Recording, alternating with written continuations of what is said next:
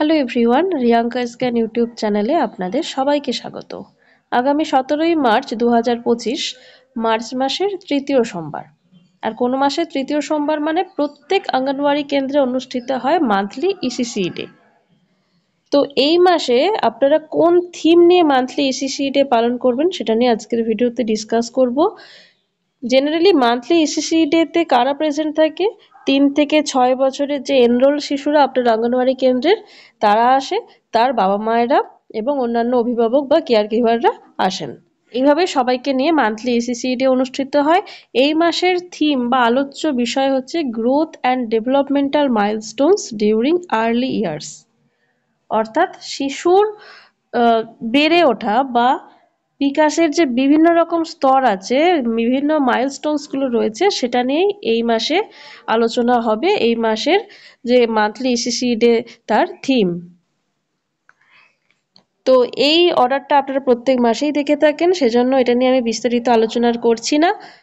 আপনাদেরকে মনে করিয়ে দিই যে মান্থলি ইসিসি ডে অনুষ্ঠিত হওয়ার পরপরই আপনারা পোষণ ট্র্যাকার অ্যাপে সেটিকে তুলে দেবেন এবং মিটিংয়ের যে রেজলিউশন সেটা অবশ্যই লিপিবদ্ধ করবেন খাতাতে। তো আমি এবার আইইসি মেটেরিয়ালটা আপনাদের দেখিয়ে দিচ্ছি। আইইসি মেটেরিয়ালটি দেখানোর আগে আপনাদের একটা ইনফরমেশন দিয়ে দিই। অ্যালটমেন্টের অর্ডার একটি পাবলিশড হয়েছে। এখন স্ক্রিনে আপনারা সেই অ্যালটমেন্টটি দেখতে পাচ্ছেন। এই মুহূর্তে সবথেকে বেশি যে অ্যালটমেন্টটার প্রয়োজন সেটা হচ্ছে অঙ্গনওয়াড়ি ওয়ার্কার এবং হেল্পার দিদিদের অনারিয়াম অ্যালটমেন্ট। তো সেই অ্যালটমেন্টের অর্ডারটাই এখন আপনারা স্ক্রিনে দেখতে পাচ্ছেন। অনারিয়াম কবে পাবেন সেটা নিয়ে বহু দিদিরা আমাকে কমেন্ট সেকশনে জিজ্ঞাসা করেছেন। আমি প্রত্যেককেই বলেছিলাম ফাইল উঠছে, তো আজ ফাইল প্রসেসড হয়ে গেছে, তাই আমি এই অ্যালটমেন্ট অর্ডারটা দেখা মাত্রই আপনাদেরকে জানিয়ে দিলাম। এটা একটা অন্য টপিক, তো দুটো ভিডিও আমি মার্চ করে দিলাম, একসঙ্গে দিয়ে দিলাম। তো আশা করছি ভিডিওটি হেল্পফুল হবে, তাই সবার সঙ্গে শেয়ার করে দেবেন ভিডিওটি। তার সাথে সাথে এবার আইইসি মেটেরিয়ালটা আমরা দেখে নেব। এখন আপনারা স্ক্রিনে মান্থলি ইসিসি ডে যে আইইসি মেটেরিয়াল মার্চ মাসের জন্য সেটা দেখতে পাচ্ছেন। দেখুন ওপরে মার্চ লেখাই আছে, আর কি টপিকটা হচ্ছে শিশুর বেড়ে ওঠা ও বিকাশের বিভিন্ন স্তর, অর্থাৎ growth and developmental milestones during early age. তো এই যে শিশুর বেড়ে ওঠা এবং বিকাশের বিভিন্ন স্তর সেটা নিয়ে আগেও ডিসকাশন হয়েছে। অঙ্গনওয়াড়ি ওয়ার্কার দিদিরা যারা ইসিসি ট্রেন্ড তারা বিকাশের বিভিন্ন স্তরগুলো সম্পর্কে জানেন, কিন্তু যেসব দিদিদের ইসিসি ট্রেনিংটা এখনো পর্যন্ত হয়নি তাদের ক্ষেত্রেও এই মেটেরিয়ালটা যথেষ্ট হেল্পফুল হবে। তারাও বিকাশের স্তরগুলো সম্পর্কে জানতে পারবেন এবং শিশুদের বিভিন্ন স্টেজে যতটুকু বিকাশ হওয়ার কথা সেটা হচ্ছে কিনা সেটা দিদিরা মনিটরিং করতে পারবেন খুব ইজিলি। তো প্রথমে অধিবেশনের রূপরেখাটা একটু দেখে নেব। অধিবেশনের রূপরেখা অ্যাজ ইউজুয়াল প্রত্যেক মাসে যেটা দেখে থাকেন সেরকমটাই আছে। প্রথমে হচ্ছে অভ্যর্থনা ও মজার খেলা, তার জন্য সময়সীমা বরাদ্দ রয়েছে 5 মিনিট। তারপর পুনরালোচনার জন্য 5 মিনিট। নেক্সট হচ্ছে মেন পার্ট প্রদর্শন ও চর্চা, বিকাশের ধারা ও বিকাশের স্তর, সেটার জন্য সময়সীমা বরাদ্দ 25 মিনিট। অভ্যাসের জন্য 15 মিনিট, আর অধিবেশন সমাপ্তির জন্য রয়েছে 10 মিনিট। এই হচ্ছে 1 ঘন্টার সেশন প্ল্যান। তো প্রথমেই চলে যাব অভ্যর্থনা পার্টে। অভ্যর্থনা ও মজার খেলা দুটোর জন্য সময়সীমা বরাদ্দ রয়েছে 5 মিনিট। এটা খুব ছোট একটা পার্ট, এটা জাস্ট একটা নন ফর্মাল ইন্ট্রোডাক্টরি পার্ট। কিছু আলাপচারিতা, প্রাথমিক কিছু আলাপচারিতা এই পার্টে থাকে। আর কি থাকে, একটি মজার খেলা থাকে। মজার খেলার মাধ্যমে শিশুদেরকে মনোনিবেশ করানো যায়, সেই রকম একটা সহজ মজার খেলা থাকে। তো কি আছে এই মাসে দেখব। প্রথমে অভ্যর্থনা সম্পর্কে আলাদা করে আর কিছু বলার নেই। সমস্ত বাচ্চারা যারা কেন্দ্রে উপস্থিত হবেন এবং তাদের অভিভাবকরা প্রত্যেকে গোল হয়ে বসবেন এবং একে অপরের নাম বলে সকলের সঙ্গে পরিচিত হবেন। এটা হচ্ছে অভ্যর্থনার পার্ট। এবার হচ্ছে মজার খেলা। মজার খেলাতে এই মাসের মজার খেলা কি আছে একটু জুম করে নিচ্ছি, দেখতে সুবিধা হবে। এ মাসের মজার খেলা হচ্ছে যে কেন্দ্রে যতজন উপস্থিত হচ্ছে, শিশুরা, অভিভাবকরা বা কেয়ার গিভার্সরা সবাই মিলিয়ে যতজন উপস্থিত হচ্ছেন তাদের সবাইকে মোট 3টি দলে ডিভাইড করে দেওয়া হবে, অর্থাৎ 3টে টিম। এবার 3টে টিমের মধ্যে 2টি টিম পরস্পরের মুখোমুখি হয়ে লাইন দিয়ে দাঁড়াবে। 2টি দলকে তাদের হাত উপরে তুলতে বলুন এবং উল্টো দিকে দাঁড়ানো যে সঙ্গীরা থাকবে তাদের হাতটাকে ধরতে হবে। তাহলে কি হবে, একটা টানেল বা সুড়ঙ্গ তৈরি করা যাবে। এবার তৃতীয় যে দলটি রয়েছে তাদেরকে বলতে হবে যে ওই সুড়ঙ্গের মধ্য দিয়ে যাওয়ার জন্য। তো এই হচ্ছে মজার খেলা। এবার এটাকে ইন্টারচেঞ্জ করে করে করা যেতে পারে, প্রথম দ্বিতীয় দল হয়ে গেল, তারপর দ্বিতীয় তৃতীয় দল, এইভাবেই চলবে। তো এবার যেটা অ্যাজ ইউজুয়াল, যে মজার খেলা হয়ে যাওয়ার পরে ভালো লেগেছে কিনা খেলাটা, শিশুদের ভালো লেগেছে কিনা, শিশুরা এনজয় করেছে কিনা, এগুলো শিশুদের কাছে জানতে চাইবেন অঙ্গনওয়াড়ি ওয়ার্কার দিদি। তো এই হচ্ছে মজার খেলা। এরপর চলে যাচ্ছে পুনরালোচনার পাটে। পুনরালোচনার জন্য সময়সীমা বরাদ্দ রয়েছে 5 মিনিট। পুনরালোচনা জিনিসটা কি? আগের মাসের মান্থলি ইসিসি ডেতে যে বিষয়গুলো নিয়ে আলোচনা হয়েছে সেইগুলোর ফিডব্যাক, যে থিম নিয়ে আলোচনা হয়েছে তার ফিডব্যাকটা কি সেটা নিয়েই পুনরালোচনা হবে। বাড়িতে শিশুরা কতটা সেই অ্যাক্টিভিটিসগুলো করেছে, শিশু কতটা অংশগ্রহণ করেছে, শিশু কতটা আগ্রহী হয়েছে, কোনো অ্যাডভার্স সিচুয়েশন এসেছে কিনা, সেইগুলো সবকিছু নিয়েই হচ্ছে পুনরালোচনা বা একটা ফিডব্যাক নেওয়া। পুনরালোচনার পরে আসছি মেন পার্টে। এটা হচ্ছে খুব ইম্পর্টেন্ট পার্ট, বিকাশের ধারা এবং বিকাশের স্তর সম্পর্কে আলোচনা। আমি ভিডিওর শুরুর দিকেই বলেছিলাম বিকাশের স্তর সম্পর্কে অনেক ওয়ার্কার দিদিদেরই আইডিয়া রয়েছেন, বিশেষ করে যারা ইসিসি ট্রেনিং প্রাপ্ত, ট্রেনিংয়ে এগুলো নিয়ে ডিসকাশন থাকে। তো বিকাশের বিভিন্ন স্তরগুলো সম্পর্কে যদি ওয়ার্কার দিদিরা জানেন তাহলে তারা শিশুদের বিকাশ ঠিকঠাক হচ্ছে কিনা বা যে সময় যতটা গ্রোথ বা ডেভেলপমেন্ট হওয়া উচিত সেটা হচ্ছে কিনা সেটা মনিটর করা সম্ভব হবে এবং সেটা সহজ হবে। তো সেই জন্য ওয়ার্কার দিদিদের মধ্যেও বিকাশের স্তর সম্পর্কে যথেষ্ট নলেজ থাকাটা খুব দরকার। এবং শিশুদের বিকাশের স্তর সম্পর্কে শুধু ওয়ার্কার দিদিরা জানলেই হবে না, তার বাবা মায়েরা, তার অভিভাবকরা যাতে জানতে পারেন সেই জন্যই এই মেটেরিয়ালটা নিয়ে আলোচনা করতে হবে। আচ্ছা, এখানে শুরুতে কয়েকটি প্রশ্ন বলা আছে যেগুলো আপনি করতে পারেন, অর্থাৎ অঙ্গনওয়াড়ি ওয়ার্কার দিদিরা প্যারেন্টসদেরকে জিজ্ঞাসা করতে পারেন কোন বয়সে শিশু বসতে শিখেছে, কোন বয়সে শিশু প্রথম দাঁড়াতে শিখেছে, কোন বয়সে হাঁটতে শিখেছে, কখন কথা বলতে শিখেছে। দেখবেন এই যে প্রশ্নের উত্তরগুলো আসছে সেগুলো কিন্তু একই রকম। মানে শিশু একটা নির্দিষ্ট স্টেজে গিয়ে কথা বলতে শিখছে, শিশু একটা নির্দিষ্ট স্টেজে গিয়ে দাঁড়াতে শিখছে। এই যে জিনিসটা, এটা একটা নির্দিষ্ট বয়স বা স্টেজে গিয়েই হয়। তো এই যে বিকাশগুলো দেখবেন, এবার এবার আরেকটা জিনিস চোখে পড়বে, যদি কোনো শিশু এরকম থাকে যে সেই বয়স হয়ে গেছে অথচ তার কোনো একটা জায়গা একটু ঘাটতি লাগছে, একটু কম লাগছে, তাহলে কি তার বিকাশের কোথাও একটা ঘাটতি হচ্ছে। তো তাকে কিন্তু খুব ইজিলি আইডেন্টিফাই করা যাচ্ছে এবং তাকে পরবর্তী ক্ষেত্রে নজরে রাখতে হবে যাতে তার ডেভেলপমেন্ট এবং গ্রোথটা ঠিকঠাক করে হয়। তো এই জন্যই এই মান্থলি ইসিসি ডে বা এই কমিউনিটি বেসড ইভেন্টগুলো হয়। তো দেখুন প্রথমে কি লেখা আছে, যে সুতরাং আপনি দেখতে পাচ্ছেন যে শিশুর বিকাশ একটি বিশেষ ক্রম অনুসরণ করে।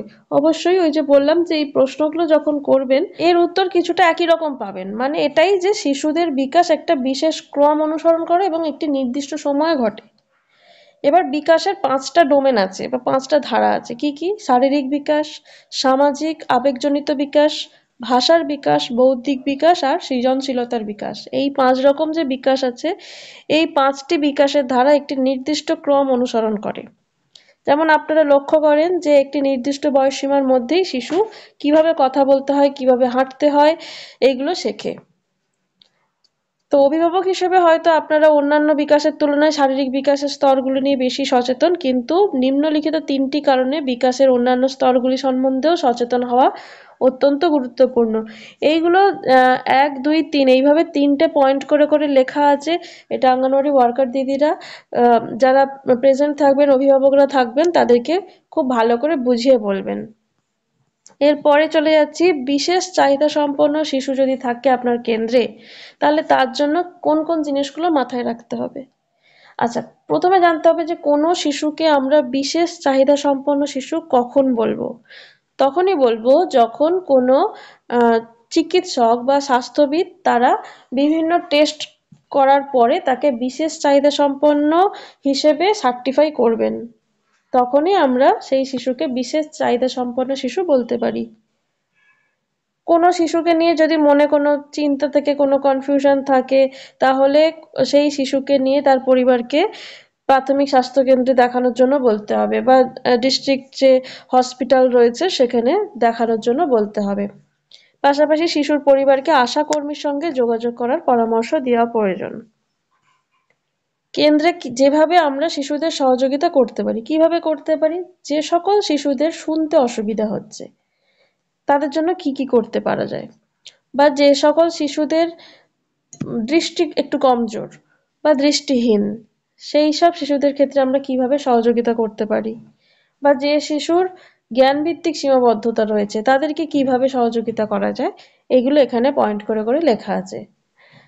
যে সকল শিশুদের শুনতে অসুবিধা হচ্ছে তাদের সাথে কথা বলার সময় তাদের মুখের দিকে তাকাতে হবে। মুখের দিকে তাকিয়ে যদি কথা বলা হয় তাহলে সেই শিশুরা ঠোঁটের নড়াচড়া মানে লিপ রিড করতে পারবে, অঙ্গভঙ্গি এবং মুখের অভিব্যক্তি সেটা বুঝতে পারবে। আপনি রাগ করছেন কি আনন্দ করছেন, হাসি মজা করছেন, সেটা তার মানে সেটা আপনার মুখের অভিব্যক্তি দেখেই শিশুরা বুঝতে পারবে। তার সাথে সাথে আপনার ঠোঁটের নড়াচড়া অর্থাৎ লিপ রিড করে তারা বুঝতে পারবে যে আপনি কি বলতে চাইছেন। আর কি শিশুদের সাথে স্বাভাবিক সুরে কথা বলতে হবে, কারণ চিৎকার করলে বা রেগে উত্তেজিত হয়ে পড়লে যে মানে কথা বলার সময় ঠোঁটের নড়াচড়ায় কিছুটা বিকৃতি হয় বা পরিবর্তন হয়, তার ফলে শিশু রিড করতে পারে না, লিপ রিড করতে পারে না, মানে অসুবিধায় পড়ে। সেজন্য ওদের সাথে খুব স্বাভাবিকভাবে কথা বলতে হবে। এরকম বিভিন্ন রকম আহ মানে ওয়ে আছে যার ফলে শিশুদেরকে কিছুটা হলেও সহযোগিতা যাতে আমরা করতে পারি। এরপর হচ্ছে কেন্দ্রে বিশেষ চাহিদা সম্পন্ন শিশুদের সহযোগিতা করার জন্য আরো কিছু কৌশল। কেন্দ্রের কার্যক্রমে যথাসম্ভব ইন্দ্রিয়ের ব্যবহার করতে হবে। পঞ্চ ইন্দ্রিয় সম্পর্কে আমরা জানি। কেন্দ্রের কার্যক্রমে মানে যখন কেন্দ্রে আপনি কোনো কাজ করছেন, প্রি স্কুল করছেন বা যে কোনো পরিষেবা দিচ্ছেন, কেন্দ্রের যে কোনো কাজ করছেন, তখন যদি সেখানে কোনো বিশেষ চাহিদা সম্পন্ন শিশু থাকে, কথা যেমন বলবেন তেমন ইন্দ্রিয়ের ব্যবহারও করতে হবে। যেমন একটু হাত পা নাড়াচাড়া করে কথা বলতে পারেন, মানে একটু অঙ্গভঙ্গি করে কথা বলার কথা বলছি, এরকম আর কি।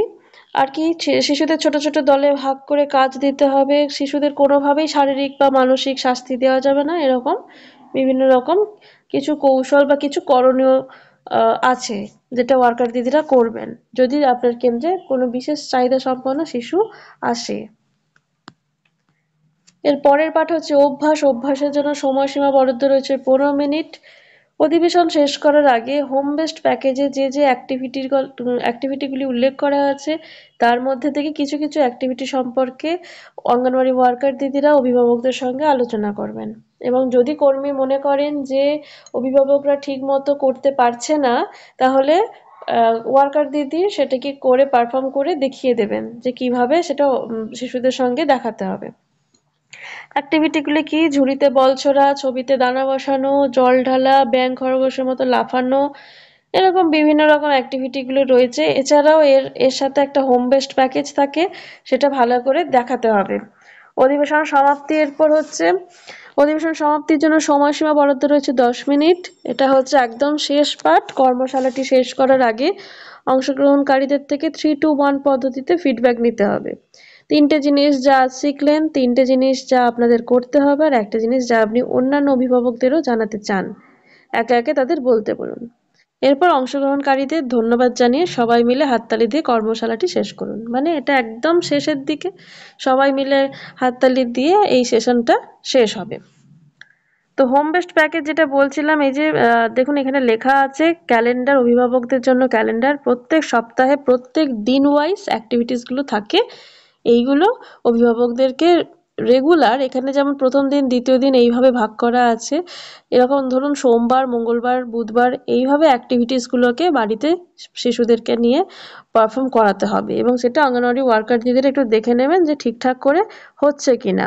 কোনো কোনো অভিভাবক যদি ঠিক মতো করতে না পারেন তাহলে সেটা ওয়ার্কার দিদিরা একটু বুঝিয়ে দেবেন তাকে। তো মান্থলি ইসিসি ডে পালন করার পরপরই আপনার প্রশ্নোত্তর আকারে অবশ্যই তুলবেন, আর এই মিটিংয়ের যে রেজলিউশন সেটা অবশ্যই লিপিবদ্ধ করবেন। আজকের ভিডিও এই পর্যন্তই। সবাই খুব ভালো থাকুন, সুস্থ থাকুন, ধন্যবাদ।